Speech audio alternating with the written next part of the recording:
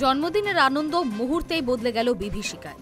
দিল্লির ঘাজিপুরে এক যুবককে প্রকাশ্যে কুপিয়ে খুন করল দুষ্কৃতীরা। মৃতের নাম বিকাশ।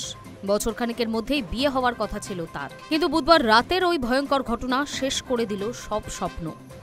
ঘটনাটি ঘটেছে দিল্লির পেপার মার্কেট এলাকার একটি মদের দোকানের সামনে। পুলিশ সূত্রে জানা গিয়েছে, বিকাশ ও তার বন্ধু সুমিত একটি গাড়িতে বসেছিল। সেই সময় এক বাইক আরোহী তাদের গাড়ির গা ঘেঁষে চলে যায়, আর তাতেই শুরু হয় কথা কাটাকাটি।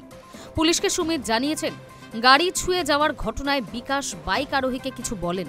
দুজনের মধ্যে কথা কাটাকাটির মাঝেই ওই বাইক চালক ফোন করে তার বন্ধুদের ডেকে নেয়। কিছুক্ষণের মধ্যেই সেখানে পৌঁছে যায় 6 জনের একটি দল। তারা এসে গাড়ি থেকে জোর করে নামিয়ে ফেলে সুমিত ও বিকাশকে।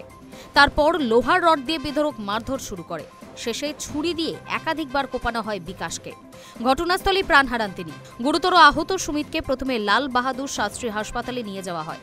পরে সেখান থেকে একটি বেসরকারি হাসপাতালে স্থানান্তরিত করা হয়। তার অবস্থা আশঙ্কাজনক। বিকাশের পরিবার জানিয়েছে, তিনি ফারিদাবাদের বাসিন্দা ছিলেন এবং নয়ডার একটি পিজিতে থাকতেন। একটি বেসরকারি বীমা সংস্থায় কাজ করতেন সুমিতের সঙ্গে। বিকাশের মা বলেন, সকালেই অফিসে গিয়েছিল, রাতে বন্ধুদের সঙ্গে দেখা করে পরদিন সকালে বাড়ি ফেরার কথা ছিল, কিন্তু আর ফিরল না। সুমিতের এক বন্ধুর কথায় ও বলেছে, ঝামেলার পরে ওদের পাশের একটা গলিতে টেনে নিয়ে গিয়ে মারধর করা হয়। কিছু বুঝে ওঠার আগেই সব শেষ হয়ে যায়। ঘটনার পরই ঘাজিপুর থানার পুলিশ মামলা রুজু করে তদন্ত শুরু করেছে।